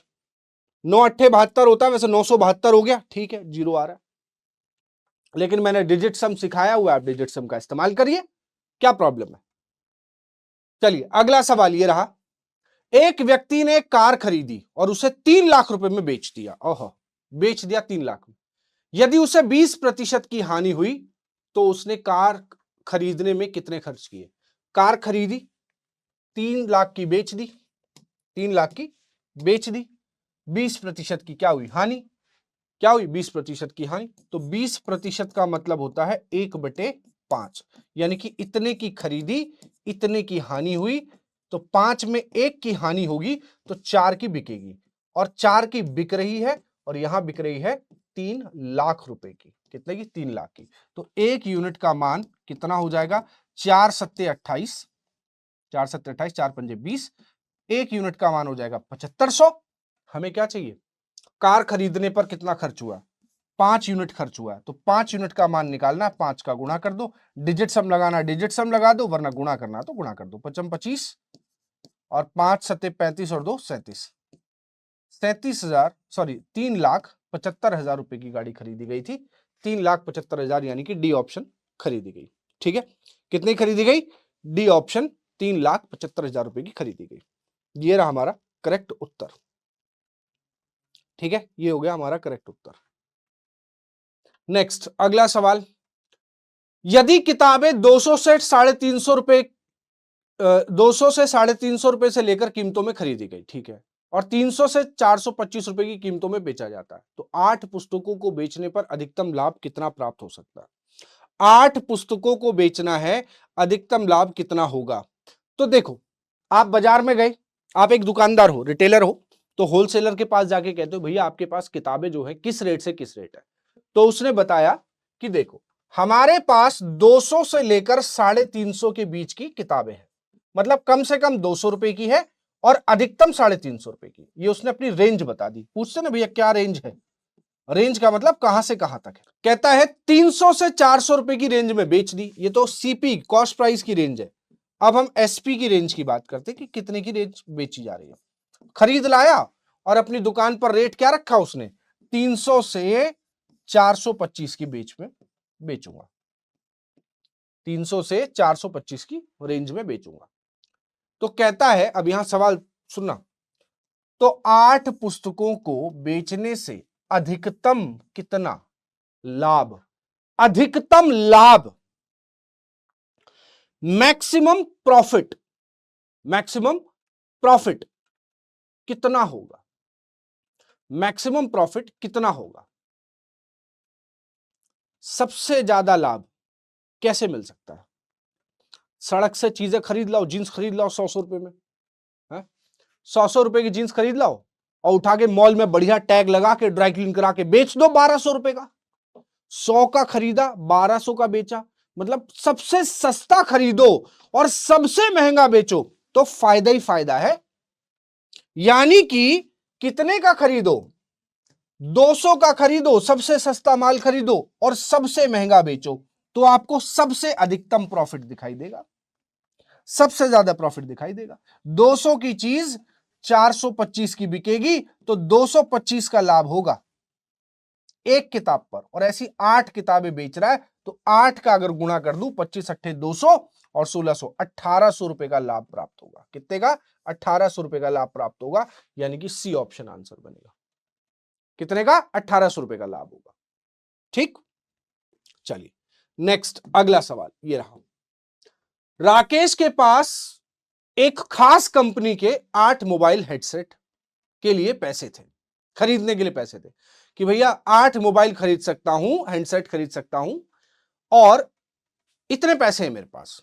कहता ना बैंक में कितना बैलेंस है, कहता इतना बैलेंस है कि 8 मोबाइल खरीद सकता हूं, किसी कोई कंपनी है, किसी का नाम नहीं लूंगा। लेकिन रिटेलर ने उस विशेष हैंडसेट पर बहुत अच्छा डिस्काउंट ऑफर किया, बहुत बढ़िया ऑफर कर दिया कि लो, और राकेश के पास जितनी रकम थी उससे वह 10 मोबाइल हेडसेट खरीद सकता है। जहां 8 मिल रहे थे, अब कितने मिल रहे हैं? 10 मिल रहे हैं। कितने? 10 मिल रहे हैं। तो रिटेलर ने कितने प्रतिशत की छूट दी है, कितने का डिस्काउंट दिया है, कितने का डिस्काउंट दिया है? हमने मान लिया कि राकेश के पास, आप चाहो तो बिना पेन के भी आंसर आ सकता है। भैया 8 मिल रहे थे, सोच के गए थे 8 मिलेंगे, लेकिन मिले कितने? 10, 2 फालतू मिल गए। 2 फालतू हैं किसमें? 10 में। तो 2 का डिस्काउंट है ना 10 में, 2 का डिस्काउंट है ना 10 में। भाई 8 तो मुझे चाहिए थे, 2 तुमने और दे दिए, तो 10 मोबाइल जो मैं लेकर आया हूं उसमें 2 का डिस्काउंट मिल रहा है और उसका प्रतिशत मुझसे पूछ रहा है। बताओ जरा, 20% नहीं होगा आंसर? तो 20% का डिस्काउंट दिया उसने मुझे। कितने का डिस्काउंट दिया? 20% का दिया। लो, हो गया आंसर। भाई 8 मोबाइल खरीद सकता था, इतना पैसा था, 8 मोबाइल खरीद सकता था, इतना पैसा था, लेकिन 10 मिल गए, 2 फालतू मिल गए। वो कहते हैं ना कि बाय 8 गेट 2 फ्री, या हम लोग जाते हैं ऑफर लेते हैं ना, buy 1 get 1 free, buy 1 get 1 free कहते हैं ना कि एक के ऊपर एक फ्री। तो कितने प्रतिशत का डिस्काउंट हुआ? मैं समझाता हूं इस चीज को और थोड़ा डिटेल में ले जाता हूं। आप लोग मार्केट में जाते हो और कहते हो भैया बाय 1 गेट 1 फ्री, ऐसा लिखा होता ना, एक खरीदा एक फ्री। कई बड़े बड़े शोरूम्स के बाहर, पीटर इंग्लैंड, ये वो फलान ठिकाना, वेन उजन, उनके बाहर लिखा होता है कि बाय 2 गेट 5 फ्री, 2 खरीदो 5 हम और देंगे। तो कितने देंगे टोटल? आप 7 देंगे ना, क्योंकि 2 तो मैंने खरीदे, 5 आप अपनी तरफ से दे रहे, तो टोटल मेरे पास 7 हो गए। यही तो बात हुई कि अगर मैंने मान लिया, अब इसको मैं डिटेल में समझाता हूं, मैंने मान लिया कि उसका मार्क्ड प्राइस, उस पर जो अंकित मूल्य था, मार्क्ड प्राइस ऑफ 1 आर्टिकल, एक वस्तु का, एक वस्तु का मैंने मान लिया 100 रुपए है। तो आपने मुझे कितनी दी वस्तुएं टोटल? एक और एक 2 दी है। तो 2 वस्तुओं का कितना हो गया? 2 वस्तुओं का हो गया मेरे पास, 2 वस्तुओं का हो गया मेरे बच्चों 200 रुपए। लेकिन मैंने कितने पैसे दिए? मैंने तो एक ही खरीदा है ना, तो मैंने आपको कितने पैसे दिए? सेलिंग प्राइस कितने का दिया? सिर्फ एक आर्टिकल का दिया। कितने रुपए दूंगा? एक आर्टिकल 100 का आता है, मैं 100 रुपए दूंगा। मतलब 200 रुपए की वस्तुएं मैं 100 रुपए में खरीद ले रहा हूं। 200 रुपए की वस्तुएं मैं 100 रुपए में खरीद ले रहा हूं, तो मुझे कितने का डिस्काउंट मिल रहा है? 100 रुपए का डिस्काउंट मिल रहा है। किस पर? इस 200 रुपए पर डिस्काउंट मिल रहा है 100 रुपए का। उसका क्या चाहिए? प्रतिशत, यानी कि 50% का मुझे फायदा हो रहा है। फायदा हो रहा है, या मैं कह दूं डिस्काउंट मिल रहा है। कितने का डिस्काउंट मिल रहा है प्यारे बच्चों? डिस्काउंट मिल रहा है मुझे 50%। ठीक, अब ऐसे ही यहां पर क्या है, राकेश जो है वो खरीदने गया 8 बाय 8, 8 खरीदने गया, लेकिन उसको 2 फ्री मिल गए, गेट 2 फ्री। यही तो बात हुई। 10 मिले ना टोटल, 8 और 2 10, 10 लेकर आया। भाई 8 खरीदने गया था, डिस्काउंट मिल गया तो 10 खरीद लाया। बोले ला और दे दो, पैसे बची रहे तो क्यों, दे दो, मैं बेच दूंगा आगे। तो उसने 8 खरीदने थे, 2 उसको फ्री मिल गए, टोटल 10 मिल गए। अगर एक का प्राइस, एक मार्क प्राइस ऑफ 1 मोबाइल, एक का मार्क प्राइस अगर 100 रुपए है, उसने टोटल 10 उठाए, तो कितना हुआ? 10 का 1000 रुपए हो गया। भाई कितना हो गया? 1000 रुपए। ठीक, तो उसने बेचे, उसने कितने लिए थे? सिर्फ 8। तो उसका बिल कितने का बन रहा है? उसने बोलेगा ना कि मैं तो 8 का पैसा दूंगा, यानी कि 800 रुपए दूंगा, तो 800 रुपए उसने दे दिए। तो 1000 की चीज 800 में खरीद लाया, 200 रुपए का डिस्काउंट मिला, किस पर मिलेगा? मार्क्ड प्राइस पर। उसका क्या चाहिए हमको? प्रतिशत चाहिए। तो 20 कट गया, इससे कट गया, 20% का फायदा हो गया। और यही चीज मैंने आपको यहां पर शॉर्ट में समझा दी कि 10 लेकर आया, 8 लेना चाहता था, 2 फ्री मिले हैं, किस में? 10 में, उसका प्रतिशत गुणा। आ गया आंसर, आ गया ना? बोलो हाँ या ना? समझ गए? बहुत सिंपल सी बात थी। चलिए अगला सवाल ये रहा, एक चटाई 690 में बेचने पर 15% का लाभ होता है, तो लागत मूल्य पर 25% का लाभ, तो 15 का लाभ हो रहा है तब 690 की बिक रही है, 25 का लाभ कमाना है, बताओ कितने की बिकेगी? ये आप खुद करेंगे, ये आपके लिए होमवर्क दे रहा हूं। कमेंट बॉक्स में आंसर जरूर किया करो, मैं हमेशा आंसर्स चेक करता हूं आपके हर वीडियो के बाद, ठीक है? तो आंसर जरूर कमेंट किया करो ताकि पता चले कि कौन कौन बच्चे जो है लगातार पढ़ते हैं। नेक्स्ट क्वेश्चन अगला ये रहा कि एक धूर्त दुकानदार, धूर्त मतलब डिसऑनेस्ट, ठीक है, डिसऑनेस्ट शॉपकीपर है, कहता है 30% हानि पर चीनी बेचने का दावा करता है। क्या कह रहा है बेवकूफ? कहता है कि मैं 30% हानि पर चीनी बेच रहा हूं, मुझे अपनी दुकान बंद करनी है। मुझे क्या करना है? अपनी दुकान बंद करनी है। तो सबको ये बोलकर कहता है कि मैं अपनी चीनी को 30% की हानि पर बेच रहा हूं। ठीक है, सबने मान लिया भाई ठीक है बेचता होगा, पर जैसा कि लिखा हुआ है धूर्त, डिसऑनेस्ट, बेईमान, तो बेईमान का मतलब वो घाटा तो नहीं करेगा भाई, 30% हानि कह रहा है, घाटा तो नहीं करेगा, लेकिन वह 500 ग्राम के बजाय 200 ग्राम वजन का उपयोग कर रहा है। जहां 500 ग्राम देना था 200 ग्राम वजन दे रहा है। कितने प्रतिशत वजन कम कर दिया उसने? सीधा कितने प्रतिशत कम तौल रहा है? 300 ग्राम कम तौल रहा है, किसमें से? 500 में से, उसका प्रतिशत, यानी कि 3/5 का मतलब 60% वजन कम दे रहा है। अब बताओ 60% वजन कम दे रहा है तो उसका लाभ ही हुआ होगा पक्का उसको। तो कह क्या रहा था? 60% वजन कम दे रहा है, ये तो बात हम समझ गए। 500 ग्राम देना था 200 ग्राम दे रहा है, तो 300 ग्राम कम दे रहा है, किसमें से? 500 में से, उसका प्रतिशत 60 से गुणा। ठीक, पूछा गया उसका वास्तविक लाभ प्रतिशत ज्ञात करिए, उसका वास्तविक लाभ कितना हुआ ये बताइए। बेटा सुनो, ध्यान से सुनना, एक छोटी सी बात ध्यान से, उसका वास्तविक लाभ प्रतिशत ज्ञात कीजिए। ठीक है, हमें एक बात बताओ, 100 रुपए की चीज है, कहता है हम 30% कम में देंगे, कितने की बेचेंगे? 70 की बेचेंगे। कितने की बेचेंगे? 70 की बेचेंगे। और वहीं वजन कितने कम तौल रहा है? 60% वजन कम तौल रहा है, यानी कि 40 का। 40 का सामान 70 में बेच रहा है, 40 रुपए का सामान 70 रुपए में बेच रहा है, तो 30 रुपए का लाभ कमा रहा है। किस पर? 40 पर। उसका क्या चाहिए? प्रतिशत। 0 से 0 कटा, 3/4 का मतलब हो गया 75% का फायदा कमा रहा है वो। कितने प्रतिशत का? 75% का फायदा कमा रहा है। दुनिया को बेवकूफ बना रहा है कि मैं 30% हानि पर बेच रहा हूं। भाई 100 रुपए की चीज 30% हानि पर इतने की बेचनी चाहिए, लेकिन उसने वजन कम तौला, यानी कि 40 रुपए का सामान दे रहा है। सॉरी, 40 रुपए का सामान कितने में बिक गया? 70 में। कितने का फायदा? 75% का फायदा। Raj sold an item for ₹6384 and incurred a loss of 30%. ठीक है, सॉरी, राज जो है एक आइटम 6384 में बेचता है और हानि होती है उसको 30% की। ठीक है, एट व्हाट प्राइस उसको बेचे ताकि 30% का लाभ हो। हानि हुई 30% का मतलब 70 की बिकी, और बिक कितने की रही है? 6384। 1% का मान 6384 बटे में 70। हमें क्या चाहिए? क्या चाहिए? 30% का फायदा ना, तो 130 का मान चाहिए, तो 130 का गुणा यहां कर दो, 130 का गुणा यहां कर दो। अच्छा 0 से 0 कट कर दो, 7 से कट करो, 7 निम और 912। अब 912 का मैं 13 में गुणा करने से रहा, मैं लगाऊंगा डिजिट सम, आपको जो लगाना है आप लगा लीजिए। 9 10 और 2 12, 12 में 1 और 2 होता है, 2 और 1 कितना हो गया? 3, इसका डिजिट सम आया 3, और 3 और 1 4, 4 3 12, 12 में कितना आ गया फिर दोबारा? 3, तो डिजिट सम 3 आना चाहिए। चेक कर लो यहाँ किस किस का आ रहा है।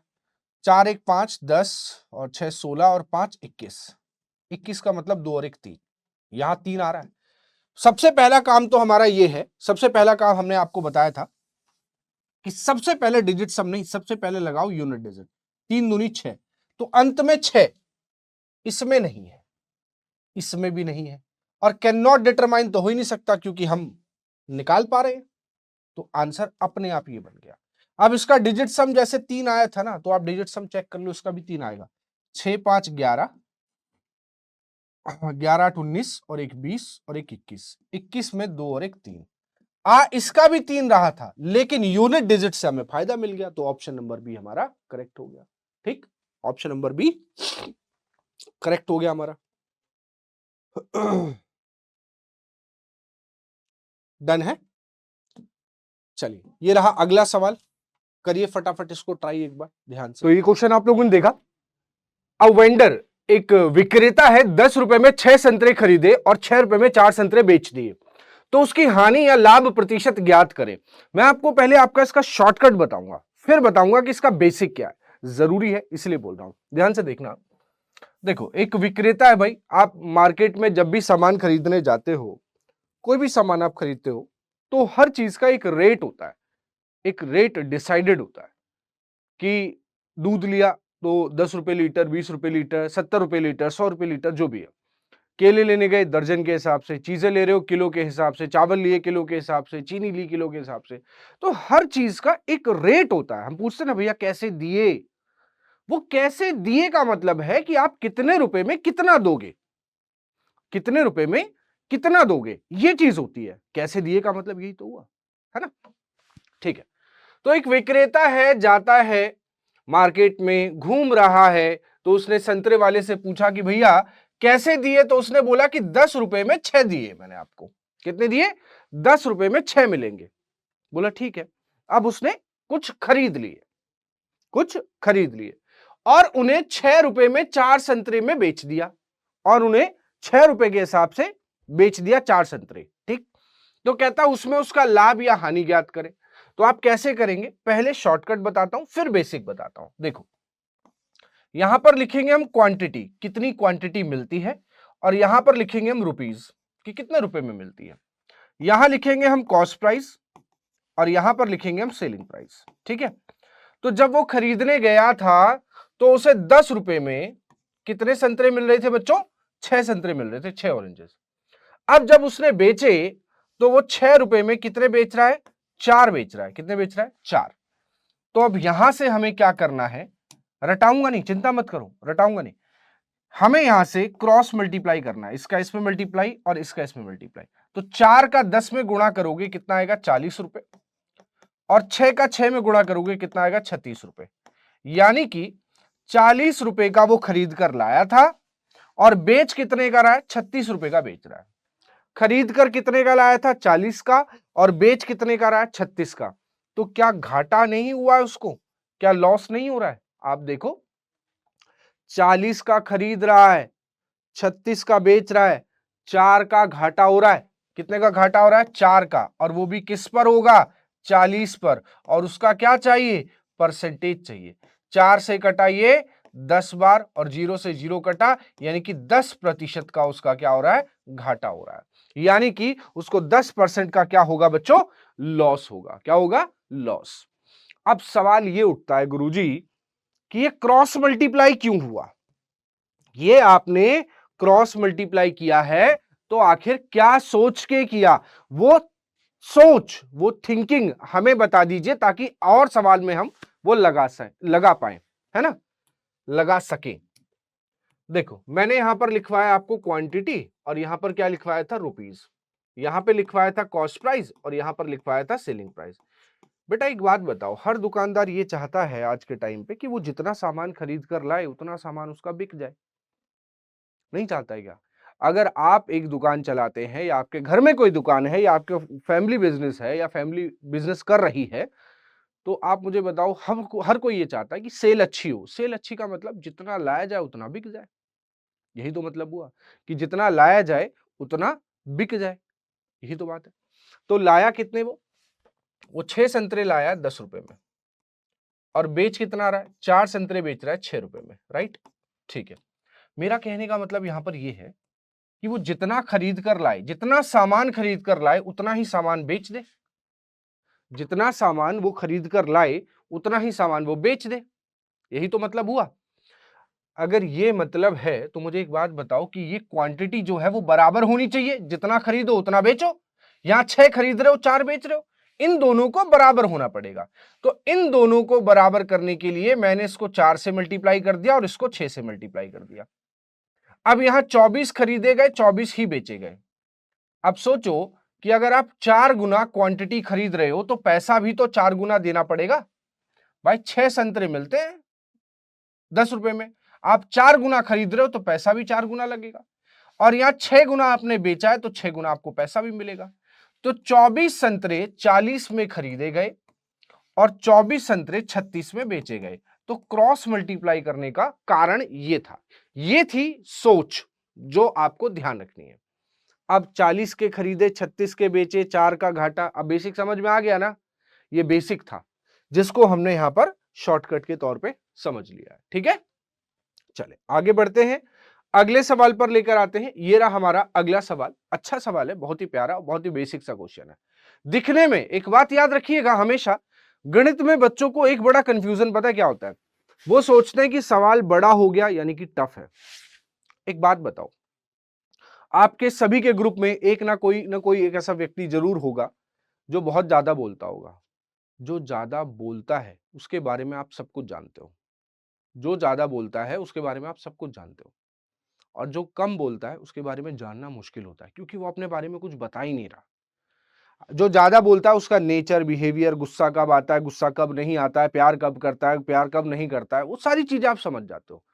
और यही अगर वो ना बोले तो आपको जानने के लिए अपना दिमाग ज्यादा लगाना पड़ता है, अपना दिमाग ज्यादा लगाना पड़ता है। ऐसे ही सवाल होते हैं, बड़े हैं इसका मतलब ज्यादा बता रहा है अपनी तरफ से, आपको कम सोचना है। और अगर कोई छोटा सवाल है तो वो कम बोल रहा है, आपको अपने बारे में अपने आप से ज्यादा सोचना है। ठीक है, जैसे यहां पर अनिल 600 रुपए में कैलकुलेटर खरीदता है और इसे विकास को 10% लाभ पर बेच देता है। विकास इसे चंदन को 5% लाभ पर बेच देता है। चंदन निश्चित समय तक इसका उपयोग करने के बाद इसे दिनेश को 20% हानि पर बेचता है। तो चंदन दिनेश को कैलकुलेटर कितने में बेचता है? देखो कौन कौन है, अनिल है, कौन है, अनिल है। अनिल ने बेचा किसको, अनिल ने बेचा, अनिल ने बेच दिया, अनिल ने खरीदा और विकास को बेच दिया। अनिल के से चला गया किसके पास, विकास के पास। किससे, कितने में, 10% प्रॉफिट पे, 10% प्रॉफिट पर विकास के पास चला गया। ठीक, अब विकास इसे चंदन को बेचता है, विकास इसे चंदन को बेचता है और कितने में बेचता है, कहता है 5% लाभ लेकर बेचता है। ठीक है, और चंदन इसे निश्चित समय तक इस्तेमाल करता है, उसके बाद दिनेश को बेच देता है। तो आगे एक और व्यक्ति है दिनेश, दिनेश को बेच दिया 20% की हानि पर। ठीक है, कितने पर, 20% की हानि पर। तो चंदन दिनेश को कैलकुलेटर कितने में बेचता है, चंदन दिनेश को कितने में बेचता है, यानी कि दिनेश कितने में खरीदता है, ये बात है। अब हम करेंगे कैसे, देखो अनिल ने 600 रुपए में लिया था, ठीक है जी, और 10% फायदे में बेच दिया, मतलब 600 का 110% उसने लिया है। ये पहुंच गया विकास के पास, अनिल के पास इतने का था, विकास के पास इतने का। अब विकास ने आगे बेच दिया 5% प्रॉफिट पर, यानी कि इसका 105% लिया। कितना लिया, 105%। अब ये पहुंच गया चंदन के पास। अब चंदन ने दिनेश को बेचा है, चंदन ने दिनेश को बेचा 20% हानि पर, हानि का मतलब 100 में से कट गया इतने का। तो भैया चंदन ने दिनेश को बेच दिया, यानी कि दिनेश ने इतने में खरीद लिया। बस इसको सॉल्व करेंगे, आंसर आ जाएगा 600, 110 बटे 100, 105 बटे 100 और 80 बटे 100। प्रतिशत हटा के सबके 100 ले आए नीचे। तो 2 जीरो से 2 जीरो का हिसाब कर दे। अच्छा 1 जीरो 1 जीरो, 2 जीरो नीचे से कट किए तो 2 ऊपर से कट कर लो। 5 से कट करो इसको 21 बार, 5 से कट करो इसे 20 बार। कितने बार, 20 बार। अब नीचे हमारे पास 20 बचा है, नीचे हमारे पास कितना बचा है, 20, और ऊपर कितना बचा है हमारे पास, 6 गुणा 11 गुणा 21 गुणा 8 बटे में 20। 4 से और कट कर लो, 4 पंजे 20 और 4 दूनी 8, 4 पंजे 20, 4 दूनी 8, ठीक, क्लियर है? यहां तक किसी को कोई दिक्कत समस्या? अब बात आती है हमारे कि हम इसको कैलकुलेट कैसे करें। देखो 21 दूनी 42, 42 के बाद हो जाएगा 464, 464 का 6 में गुणा कर दो, 6 चौक 24, 6 छिंग 36 और 2 38, 6 चौक 24 और 3 27, 2704 तो ये हुआ ऊपर, 2704 था क्या था, एक सेकंड, 2784, 2784, 2784 बटे में कितना है 5, 5 से कट कर लो, 55 25 और फिर 55 25 यानी कि 55, या तो ये होगा या तो ये होगा। फिर कितना बचा, 5 6 के 30, 55 25 और बचेगा 2, 55 25 30 हो गया 24 और हमारे पास, एक सेकंड, हमने यहां कैलकुलेशन कुछ मिस्टेक की है, एक बार फिर देख लीजिए। 21 दूनी 42, 42 का 11 में गुणा किया तो 464 ये हुआ, और 464 का 6 में गुणा किया हमने तो कितना हो जाएगा, 6 चौक 24, 6 छिंग 36 और 2 38 और 6 चौक 24 और 3 27, 2784 सही है, 2784 सही है। और कुछ छूटा तो नहीं है ना? इसको इधर भी कट कर लिया है, 2 बार उधर कट कर लिया है, 2784 यहां आ चुका है। 2784 डिवाइडेड बाई 5, 5 से कट करो, 55 25 और फिर बचेगा 2 28, 55 25 फिर बचेगा 3 34 हो जाएगा, 5 6 के 30 होगा और बचेगा 4, ये 556.8 आएगा। ना ये होगा ना ये होगा ना ये होगा, आंसर होगा नन ऑफ दीज, इनमें से कोई नहीं होगा। पहले भी हम सही कर रहे थे लेकिन आंसर नहीं मैच कर रहा है, ठीक है? कितना होगा, 556.8। क्लियर है? देख लो एक बार, अगर कहीं कोई मिस्टेक दिखाई दे रही है तो प्लीज बता देना मुझे, ठीक है? कहीं हुई तो है एक मिस्टेक यार, रुक जाओ, क्योंकि आंसर ये नहीं आ रहा, आंसर आ रहा है ये वाला ऑप्शन, मैंने तभी क्रॉस चेक किया है, एक बार देख लेते हैं। 600 इंटू 110 बटे में 100, 105 बटे में 100 और 80 बटे में 100, है ना? तो 20 चौक 20 पंजे 80 और 5 से कटेगा 21 बार, 5 से कटेगा 20 बार और 2 जीरो से 2 जीरो कट गए, 1 जीरो से 1 जीरो कट गया, ठीक है? और नीचे कुछ नहीं बचा, ये नीचे बचा है 10, ऊपर बचा है कितना हमारे पास, 6 इंटू 11 इंटू 21 इंटू 4, 21 इंटू 4 और अपॉन में कितना बचा हुआ 10। तो अब गुणा करो आप, जब आप गुणा करोगे तो ये आएगा 554.40, ठीक है? इतना बटे में कितना आएगा 10, इतना आएगा बटे में आएगा 10, पॉइंट लगा देंगे तो 554.40 होगा। ऑप्शन नंबर सी बनेगा, नन ऑफ दीज नहीं बनेगा, ठीक है? कैलकुलेशन मिस्टेक हो गई है बस। चलिए आगे बढ़ेंगे, अगला सवाल। 29.75 की एक कैप बेचने पर एक आदमी को 6.25% का लाभ होता है। ये आप खुद करेंगे, ये मैं नहीं कराऊंगा, ऐसे सवाल हमने आज की क्लास में बहुत कर लिए। नेक्स्ट अगला, एक व्यक्ति 15 पाउंड में एक घोड़ा खरीदता है, एक साल बाद उसे 20 पाउंड में बेच देता है। एक साल बाद फिर उसी घोड़े को 30 पाउंड में खरीदता है और 40 पाउंड में बेच देता है। लेन देन में उस व्यक्ति का कुल लाभ प्रतिशत कितना है? देखो, पहले 15 पाउंड का खरीदा, फिर 20 पाउंड का बेचा, फिर उसी घोड़े को 30 पाउंड में खरीदा, फिर 40 का बेचा।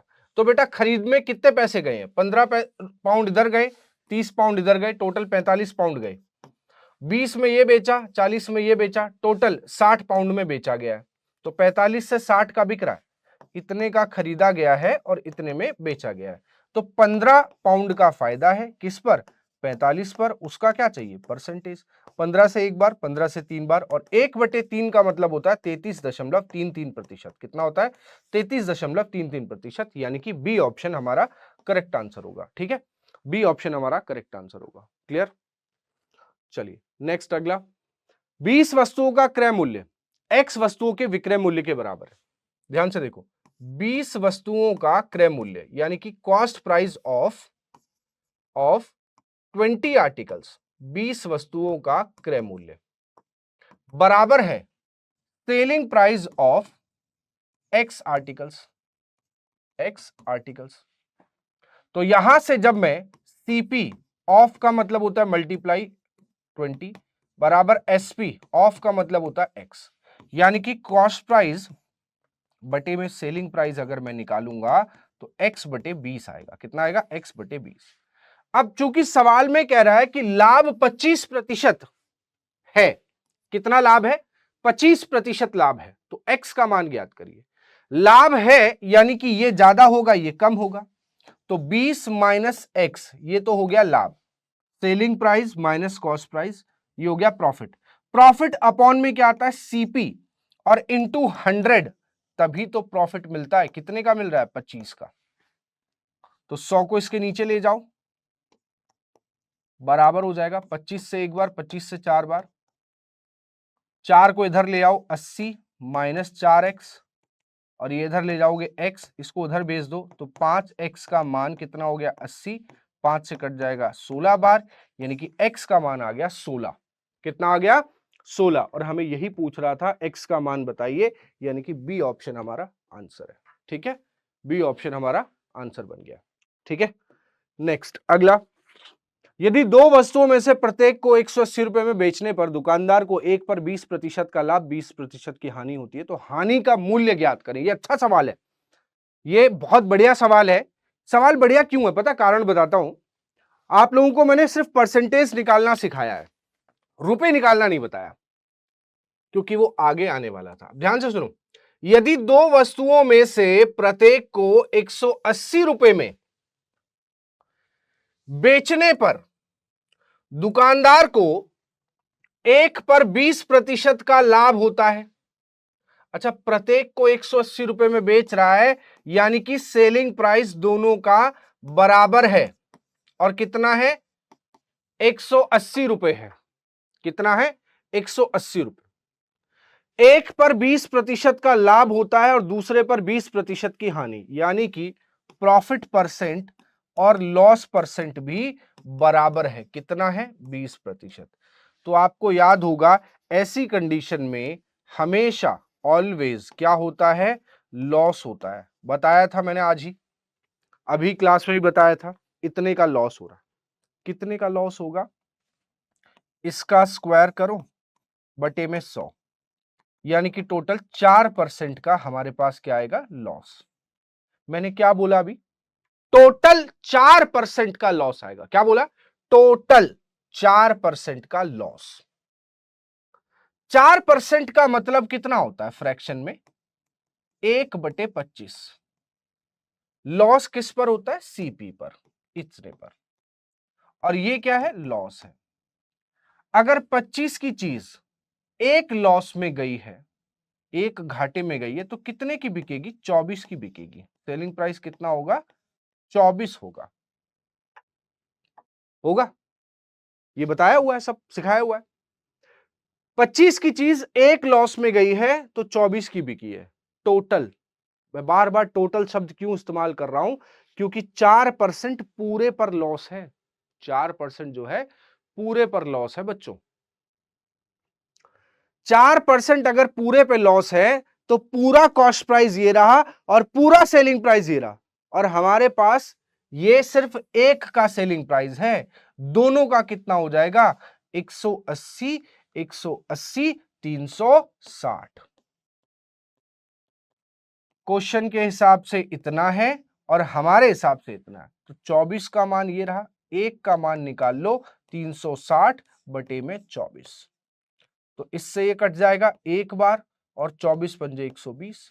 एक का मान आ गया 15। तो उसने यही तो पूछा है कि हानि का मूल्य ज्ञात करें, और हानि हमारे हिसाब से एक है और एक का मान 15 है, यानी कि आंसर हमारा सी ऑप्शन है। आंसर हमारा क्या हो जाएगा? सी ऑप्शन हो जाएगा। आप चाहें तो ऐसे कर ले, या मेरे पास दूसरा तरीका भी है। कैसे? कि ये पहली वस्तु है, ये दूसरी वस्तु है, ये उसका कॉस्ट प्राइस है और ये उसका सेलिंग प्राइस है। ठीक है, उसने बोला है सेलिंग प्राइस बराबर है, एक पर 20% का फायदा हो रहा है। 20% का मतलब होता है 1/5। तो 5 की चीज 6 में बिक रही है, फायदे वाली, और एक घाटा हो रहा है 1 पर 20%, 1/5। तो 5 की चीज एक घाटे में 4 की बिक रही है। क्वेश्चन में बोला है उसने सेलिंग प्राइस बराबर है, विक्रय मूल्य बराबर है, यानी कि ये और ये बराबर है। अगर ये और ये बराबर हैं तो इन दोनों को बराबर करना पड़ेगा। कैसे? 6 दूनी 12 और 4 तिया 12, दोनों के टेबल में 12 आता है, मैंने 12 बना दिया। अब इसको 2 से गुणा किया है तो 2 से गुणा इसको भी करना पड़ेगा और इसको 3 से करना पड़ेगा, ठीक है। अब देखो 10 का ये खरीदा, 15 का ये खरीदा, टोटल कितने का खरीदा? 25 का। 12 का ये बेचा, 12 का ये बेचा, टोटल कितने का बिका? 24 का। हानि कितने की हो रही है? 1 की। हमें 1 यूनिट का मान चाहिए। उसने हमें सेलिंग प्राइस दे रखी है। क्या दे रखी है? Selling price. सेलिंग प्राइस कितनी हमारे पास? 12, और इधर भी है 12, तो 12 हमारे हिसाब से सेलिंग प्राइस, क्वेश्चन के हिसाब से सेलिंग प्राइस है 180 रुपए। 12 का मान 180, तो 1 यूनिट का मान 12 से 15 बार कट जाएगा, यानी कि 15 रुपए, और हमें 1 का ही मान चाहिए था। कितना आ गया? 15 रुपए, यानी कि आंसर 15 रुपीज हो गया। कितना हो गया आंसर? 15 रुपीज हो गया। क्लियर? नेक्स्ट अगला सवाल ये रहा।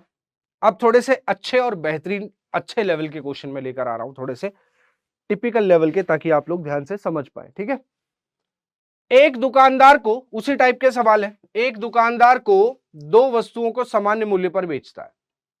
उसे एक पर 20% का लाभ होता है, अन्य पर 25% की हानि होती है। अब देखो ये बेसिक वाला आ गया, याद है?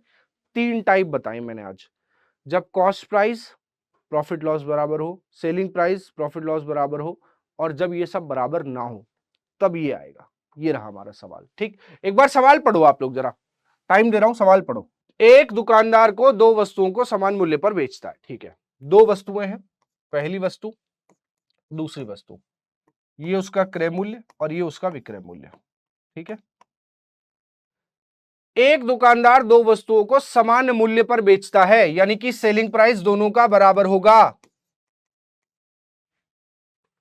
उसे 1 पर 20% का लाभ हो रहा है। 20% का मतलब 1/5, तो 5 की चीज लाभ है तो 6 की बिकेगी, और अन्य पर 25% की हानि। 25% का मतलब होता है 1/4, तो 4 की चीज बिकेगी 3 में। 4 की चीज कितने में बिकेगी? 3 में। अब चूंकि क्वेश्चन में लिखा हुआ है सेलिंग प्राइस दोनों का बराबर है, सेलिंग प्राइस दोनों का बराबर है, तो ये और ये बराबर होना चाहिए। ये 6 है और ये 3 है, तो एक काम करो, 3 को 2 से गुणा करो, इसको भी 2 से गुणा करो, इसको भी 2 से गुणा करो, इसको भी 2 से गुणा करो। टोटल कितना हुआ? 5 ये 8 ये, कितने का हो गया? 13 का। 6 ये और 6 ये, टोटल कितने का हो गया? 12 का। टोटल कितने का हो गया? 12 का। 13 का खरीदा, 12 का बिक रहा है, कितने का घाटा? 1 का। किस पर? 13 पर। उसका परसेंटेज, और 1/13 मैंने आपको परसेंटेज में सिखा दिया है। 1/13 होता है 7 सही 9/13%। ये याद करना जरूरी है ताकि कैलकुलेशन फास्ट हो। घाटा हो रहा है, क्या हो रहा है? घाटा। 13 की चीज 12 में बिक रही है, तो घाटा तो होगा ही होगा, कंफर्म है ये बात। ठीक है, घाटा तो होगा ही होगा, ये तो कंफर्म है बिल्कुल। एक व्यक्ति समान विक्रय मूल्य, अब यही देखो लेवल बढ़ता जा रहा है धीरे धीरे, यूपीएससी के लेवल पे हम पहुंच रहे हैं और अच्छे खासे सवाल मैं करवा रहा हूं इसीलिए। एक व्यक्ति समान विक्रय मूल्य पर 3 वस्तुएं बेचता है और इन वस्तुओं को क्रमशः 20% लाभ, 10% हानि और 12.5% लाभ होता है। यदि उसे कुल 600 रुपए का लाभ प्राप्त होता है तो तीनों वस्तुओं पर एक साथ कुल क्रय मूल्य ज्ञात करें। इस बार 3 वस्तुएं हैं, सवाल वही है, 3 आ जाए 4 आ जाए, घबराना क्यों है यार? हमारा कॉन्सेप्ट मजबूत होना चाहिए। मैथ्स आपको कभी नहीं कहता कि आप सवालों को रट लें, गणित हमेशा ये कहता है कि आप सवालों को समझें, उसके रीजन को जानें। जब आप क्यों करने लगेंगे ना, कि ऐसा हो क्यों रहा है, जब आपके पास क्यों का जवाब होगा तो आप गणित को आराम से समझ लेंगे। यहां पर लिखेंगे कॉस्ट प्राइस और यहां लिखेंगे सेलिंग प्राइस, यहां लिखेंगे कॉस्ट प्राइस और यहां लिखेंगे सेलिंग प्राइस। 20% लाभ, 20% का मतलब होता है 1/5, तो 5 की चीज 6 में, लाभ है इसलिए जुड़ रहा है। 10% हानि, सॉरी, 10 की चीज एक हानि में, 10 की चीज एक हानि में 9 की, और 12.5% लाभ। 12.5% का मतलब होता है 1/8। जब ये याद होते हैं ना तो कैलकुलेशन बहुत फास्ट होती है। लाभ है तो 8 की चीज एक फायदे में 9 की, ठीक। अब क्या बोला उसने, यहां पर एक लाइन लिखी थी, एक व्यक्ति समान विक्रय, यानी कि तीनों वस्तुओं का सेलिंग प्राइस जो है वो बराबर है। अच्छा, उसने तो कह दिया बराबर है, हमने देखा कि हमारा बराबर नहीं है, हमें बराबर करना पड़ेगा। तो क्या करें, 6 और 9 के टेबल में कोई एक ऐसा नंबर ढूंढ के बताओ, कोई एक ऐसा नंबर बताओ जो तीनों में आता हो। तो तीनों में आने वाला नंबर है 18।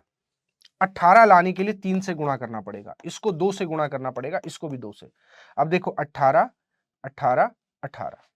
अब 3 से यहां किया तो बैलेंस करने के लिए ऊपर भी करना पड़ेगा, 2 से यहां किया तो 2 से बैलेंस करने के लिए ऊपर भी, यहां 2 से किया तो यहां पे भी 2 से। अब देखो 18 18 18 54 का बिका, 15 20 35 35 और 16 51। 51 का खरीदा 54 का बेचा, 51 का खरीदा 54 का बेचा। क्या यहां पर फायदा होता हुआ दिख रहा है? कितने का? 3 यूनिट का फायदा होता हुआ दिख रहा है, फायदा दिख रहा है 3 यूनिट का।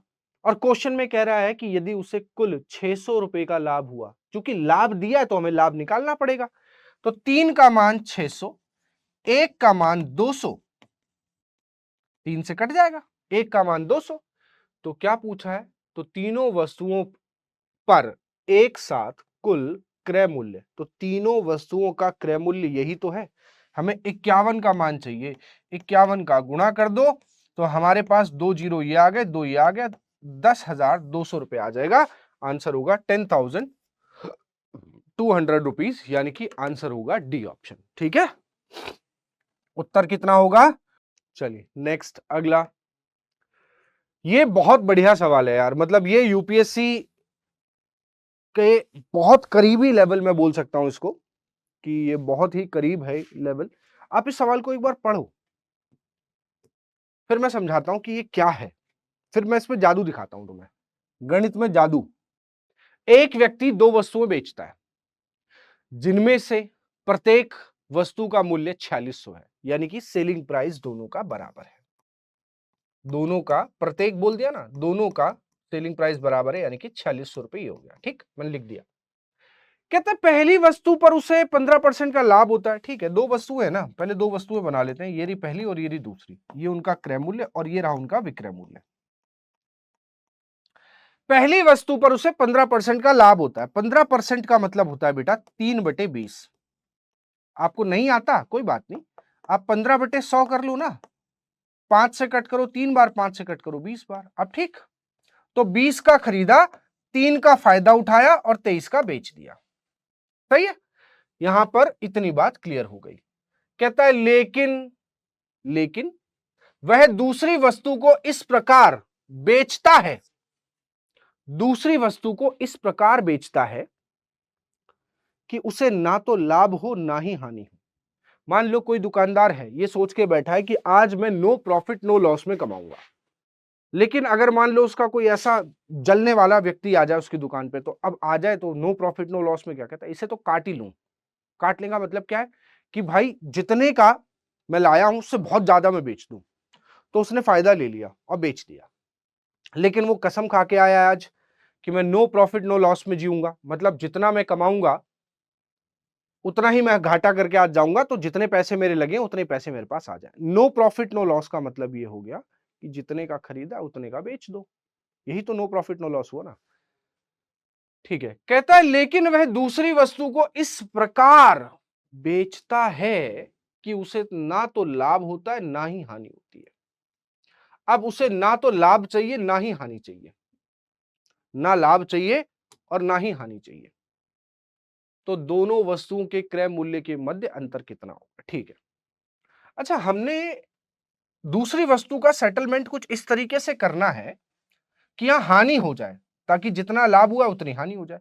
मुझे यहां पर 3 का लाभ दिख रहा है, तो मैं यहां पर 3 की हानि कर लेता हूं। 3 का लाभ हुआ, 3 की हानि हुई, नो प्रॉफिट नो लॉस आ जाएगा। लेकिन समस्या ये है कि ना तो ये पता है ना ये पता है।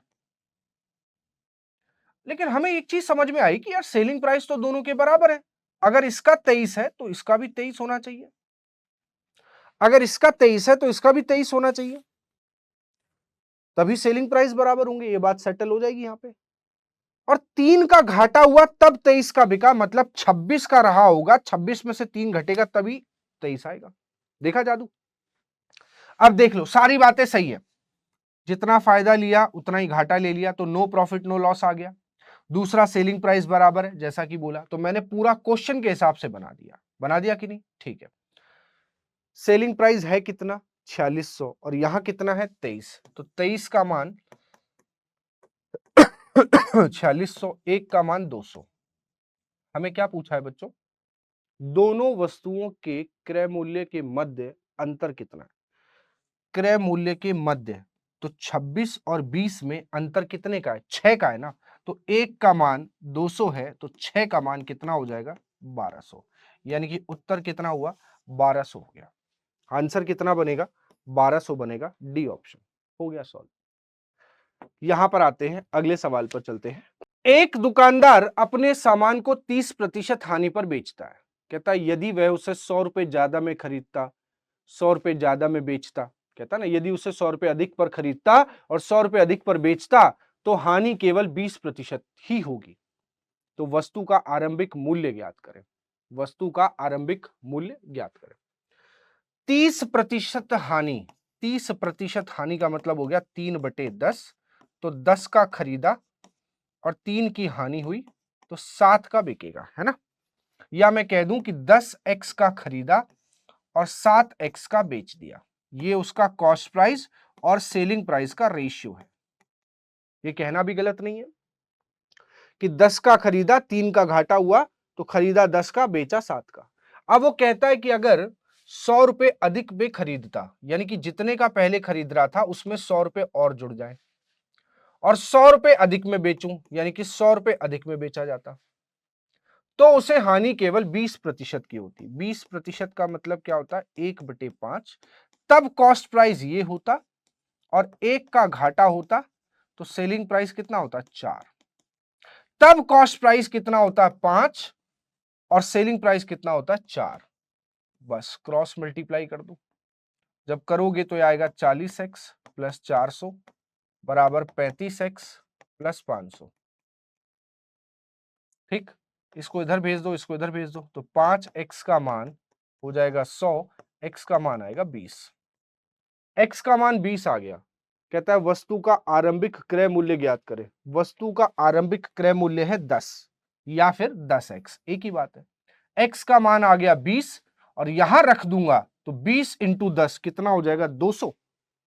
आरंभिक क्रय मूल्य पूछा है ना, आरंभिक क्रय मूल्य ही तो पूछा था। हानि केवल 20% की होती, तो 1/5, 3/10, 10 की चीज 7x में।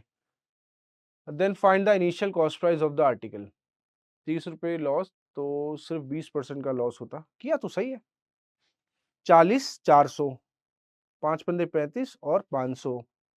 इसको उधर भेजेंगे 100 बचेगा, इसको इधर बुलाएंगे 5x बचेगा। x का मान आएगा 20। x का मान अगर 20 आ गया, x का मान अगर 20 आ गया, तो हमारे पास आंसर 200 होना चाहिए। इसमें नहीं, ऑप्शन गलत है सारे। आंसर सही है, आरंभिक क्रय मूल्य निकालना है ना। आरंभिक क्रय मूल्य 10x है और x का मान 20 है, तो 20 इंटू 10 200 होगा। इसमें कोई नहीं है, आंसर 200 होगा। कॉस्ट प्राइस होगा 200। कितना होगा? 200। ठीक है, आंसर कितना होगा? 200। डन। चलिए चेक कर लिया, सब तरीके से ठीक है। 10 की चीज 3 के लॉस पे 7 की गई। हानि है ना, पहले भी हानि है, बाद में भी हमने हानि ली है, तो 5x। कैलकुलेशन सही है, 35, 40, 400। ठीक है, चलिए नेक्स्ट आगे बढ़ेंगे। एक दुकानदार अपनी वस्तु को 20% लाभ पर बेचता है। यदि वह इसे 10% ज्यादा पे खरीदता और 28 रुपए अधिक में बेचता है। इस टाइप के सवाल बड़े फेमस है, आप लोग भी देखिएगा। एक दुकानदार अपनी वस्तु को 20% लाभ पर बेचता है। यदि वह उसे 10% अधिक पर खरीदता और 28 रुपए अधिक पर बेचता, तो 25% का लाभ प्राप्त होता। तो वस्तु का क्रय मूल्य ज्ञात करें। ध्यान से देखें, एक दुकानदार है, अपनी वस्तु को 20% लाभ पर बेच रहा है। मान लीजिए वो 100x की खरीद कर लाया पहले, फिर वो बेच देता है 20% लाभ पर, यानी कि 120x में। ये उसका सेलिंग प्राइस हो गया। यदि वह इसे 10% अधिक पर खरीदता, मतलब जितने में खरीद कर लाया है 10% अधिक पर खरीदेगा तो 110x की खरीदेगा, यानी कि ये नया कॉस्ट प्राइस होता उसका। और 28 रुपए अधिक में बेचता, तो जितने में बेच रहा था 28 रुपए और ले लेगा, 28 रुपए और ले लिए इससे ज्यादा, तो उसे 25% का लाभ होता। अब बेटा लाभ यहां होता 25% का, तो 110 का 25% निकालो, 27.5x आएगा, तो टोटल कितना हो जाएगा 137.5x का बिकेगा। कितने का बिकेगा 137.5x का। पहले से कितना ज्यादा मिलता 17.5x, और मिल कितना रहा है ज्यादा 28, तो 17.5x का मान 28 है, x का मान 28 अपॉन में 17.5। हमें क्या चाहिए वस्तु का क्रय मूल्य, वस्तु का क्रय मूल्य है 100x, तो 100 का गुणा कर दो इसको, पॉइंट हटा लो, एक जीरो यहां बढ़ा लो, 25 से 7 बार कट करो, 25 से 4 बार कट करो, 4 से कटेगा ये 40 बार, और 40 का 4 में गुणा हुआ तो हो गया 160, यानी कि वह वस्तु कितने की थी 160 रुपए की थी। ऑप्शन नंबर ए हमारा करेक्ट आंसर होगा। ठीक है, ऑप्शन नंबर ए जो होगा वो करेक्ट होगा। क्लियर? ये सेम उसी तरीके का सवाल है, ये आप खुद करेंगे, सेम टाइप है, ये आपका होमवर्क है। मैंने आज आपको 3-4 क्वेश्चन होमवर्क में दिए हैं, तो सभी के आंसर निकाल के कमेंट बॉक्स में जरूर बताना। ठीक है, और इस लेक्चर को हम करते हैं खत्म, और फिर पढ़ाएंगे आपको नया लेक्चर अगला। ठीक है, तब तक के लिए सभी को जय हिंद, थैंक यू।